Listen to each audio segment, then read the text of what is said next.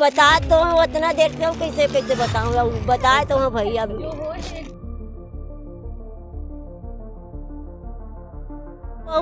बेगला सुखोत्री से और सुखो चिपक गए, पूरा पड़ाक लगी से फिर मोर पतिल बला हूँ तो वो आके छोड़ा थे बेचारा, खरेटा भारी से मारत तो कर हाथ में मार आगे, वो भी हड़बड़ करी से मैं छाती बांधे पारा भर चिल्ला बचा की गावत ल मोर पति प्राण छूट के मुँह डाल लग गजब फेंकत रही पूरा वो से वहाँ पर मैं तार टूटा हुआ था, वो देख नहीं पाई और जैसे ही कपड़ा सुखाने गई तो करंट की चपेट में आ गई।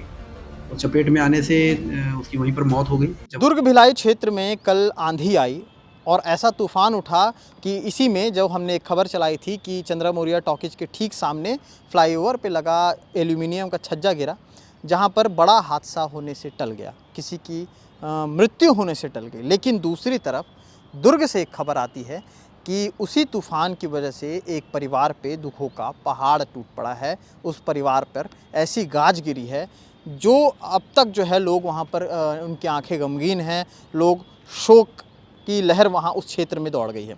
पूरा मामला क्या है आपको तफ्तीश से बताते हैं। दरअसल दुर्ग के आसपास दुर्ग और भिलाई क्षेत्र में कल जो आंधी आई थी, आंधी आने के बाद लगातार जो हैं सड़कों पर पेड़ गिर गए, जो बड़े बड़े पोस्टर बैनर थे वो गिर गए।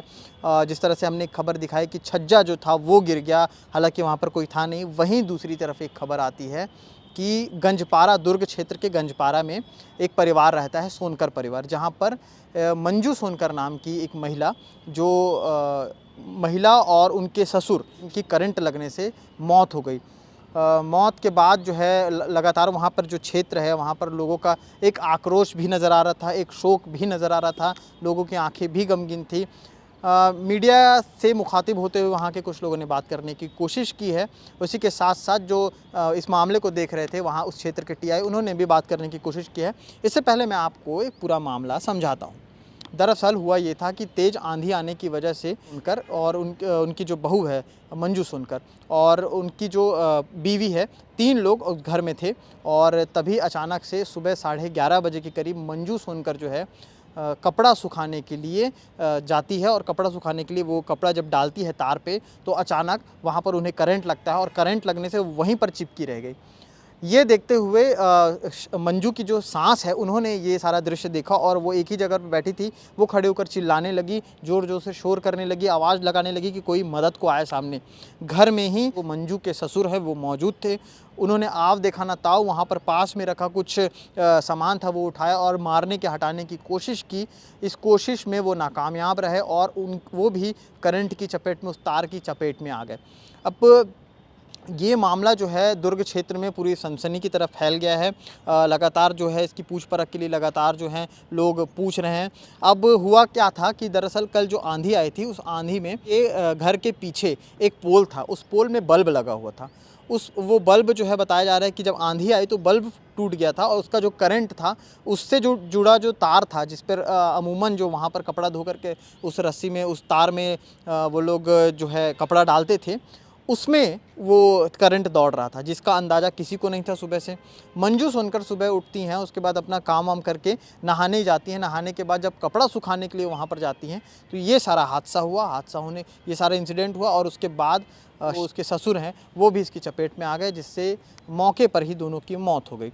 परिवार के कुछ सदस्यों से मीडिया ने बात करने की कोशिश की तो हालांकि कुछ में से कुछ लोगों ने बात करने की इच्छा जाहिर की, लेकिन बाकी लोगों ने बात करने से मना कर दिया है। इस मामले पर जो आंधी तूफान आया है ये लगातार जो है, क्योंकि बहुत ऐसे क्षेत्र हैं, अचानक से गर्मी का टाइम था और अचानक से इस तरह से आंधी आना, तो हर एक क्षेत्र से कोई ना कोई खबर आ रही है।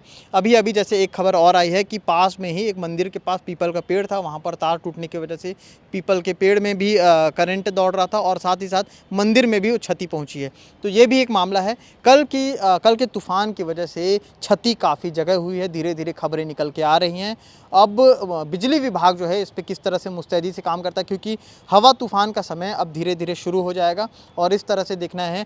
दूसरी चीज़ ये है कि जैसा कि हमने पहले कल भी बताया था कि 4 जनवरी को हमने एक खबर बताई थी नेहरू नगर में जिस तरह से एल्यूमिनियम का छज्जा गिरा था, उसके बाद से लगातार भिलाई का वो एल्यूमिनियम का छज्जा जो चंद्रा मौर्या टॉकीज के ठीक सामने है, ओवरब्रिज के नीचे तल पे लगा हुआ, उसे लोग देख करके इग्नोर करते हुए आगे जा रहे थे, क्योंकि वहाँ से भी वो क्रैक हो चुका था, लेकिन उस पर किसी भी तरह के जो जिम्मेदार हैं वो किसी भी तरह का सूद नहीं ले रहे थे। देखने को ये मिला कि कल जब वो धराशाह हो गया, पूरा जो एल्यूमिनियम का जो वो था फॉल सीलिंग था, वो जब धराशाह हो गया, नीचे गिरा, गनीमत है कि उस समय वहाँ पर कोई नहीं था। यदि कोई रहता तो या तो उस हादसे में उसकी जान चली जाती, या तो उसके हाथ पैर को या फिर उसके चोटिल होने के नुकसान उन्हें झेलने पड़ते। तो ये सारी चीज़ें हैं, इसमें अवेयर होने की ज़रूरत है, क्योंकि अमूमन जो है कि नेचुरली जो चीज़ें हो रही हैं, आंधी तूफान, इसको रोका नहीं जा सकता। फ़िलहाल जिन चीज़ों को रोका जा सकता है उन्हें ज़िम्मेदारों को रोका जाना चाहिए। शुक्रिया। मदद करूँ, मोर घर में कोई कमैया नहीं है, तुमन मदद करूँ तब तो वही मोर नाम कौशल्या है। बहू का नाम? बहू के नाम मंजू है। क्या हुआ था बता तो हूँ, उतना देर से कैसे बताऊँ, बताए तो हूँ भैया बता तो हूँ बेटी, बहुआ बेगला सुखोत्री से सुखो चिपक गए, पूरा पड़ाक लगिरी से, फिर मोर पतिल बला हूँ तो वो आके छोड़ा दी बेचारा, खरेटा बाहरी से मारत ओकर हाथ में मार आगे, वो भी हड़बड़ करी से मैं छाती बांधे पारा भर चिल्ला बचाव की कहावत ले, मोर पति प्राण छूट के मुँह डाल गजा फेंकत रही पूरा वो पारक मनई से, फिर बिचारी आँख वार कटे से पारसती न। ये गंजपारा में संतोषी दरबार करके जगह है, जहाँ पर में एक सोनकर फैमिली रहती है। आज सुबह लगभग 11:30 बजे के आसपास में उसकी बहू जब कपड़ा सुखाने के लिए गई, तो चूंकि कल क्या है, आंधी तूफान की वजह से वहाँ पर में तार टूटा हुआ था, वो देख नहीं पाई, और जैसे ही कपड़ा सुखाने गई तो करंट की चपेट में आ गई। तो चपेट में आने से उसकी वहीं पर मौत हो गई। जब उसके ससुर जी उसको बचाने के लिए गए तो वो भी उसी चपेट में आ गए, और दोनों की मौके पे ही मौत हो गई। अभी कोतवाली पुलिस के द्वारा जो है 100 पंचनामा की कार्रवाई की जा रही है।